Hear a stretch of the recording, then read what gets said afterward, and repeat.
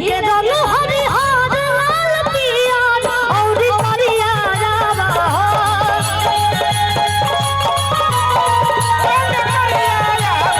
बहुत लोग कॉपी करता कंपोजिशन पकड़ात नहीं खेकर कि लेके रंग हरिहर लाल पियर और करिया रावा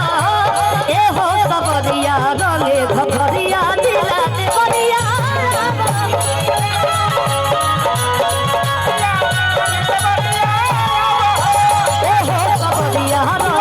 भरिया दिला देवरिया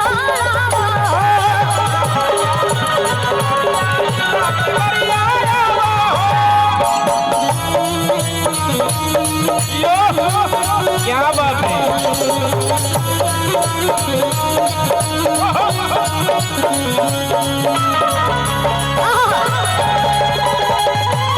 होली है भाई होली है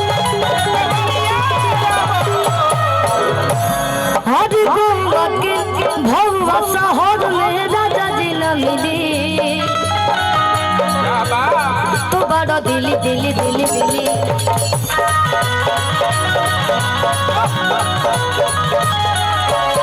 हमसे रंग जे छिली हो तब जवनिया खिली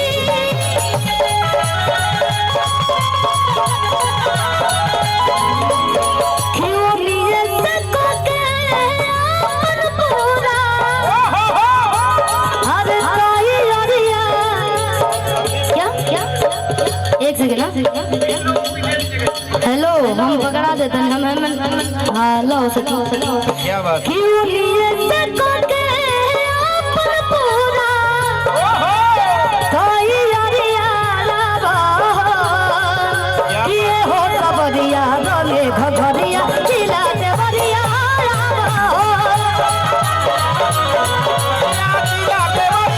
ए हो सबरिया रंगे घघरिया दिला देवरिया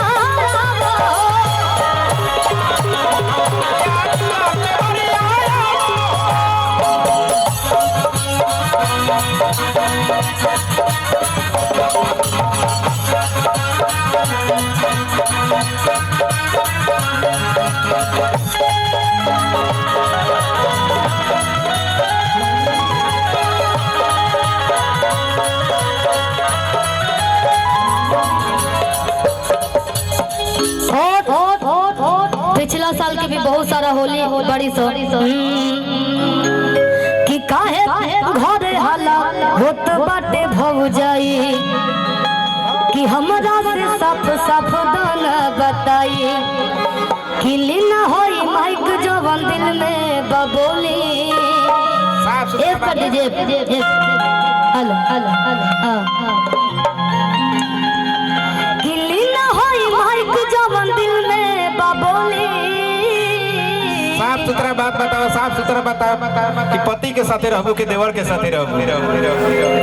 बोलिए बोलिए बोलिए देवर के साथ पति के साथे रहबो कि देवर के साथे रहबो हम पति के साथ रहबो आ तू हम देवर साथ रहबो बाप रे बस होली में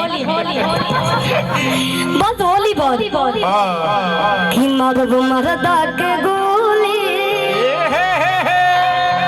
हो मरबो मरदा के गोली खेलब देवर से होली कि काहे घरे हल्ला होत बाटे भौजाई हमरा से साफ साफ दाना बताई काहे घरे हल्ला होत बाटे भौजाई हमरा से साफ साफ दाना बताई लीना होई माइक जवन दिल में बोली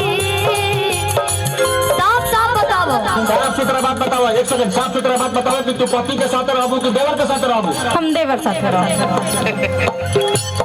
कि मार मरदा के गोली ओ मार मरदा के गोली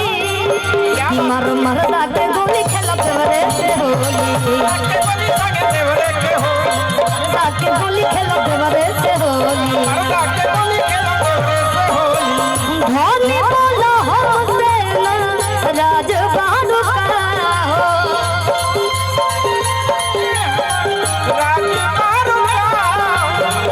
खाना पीना खोइले राज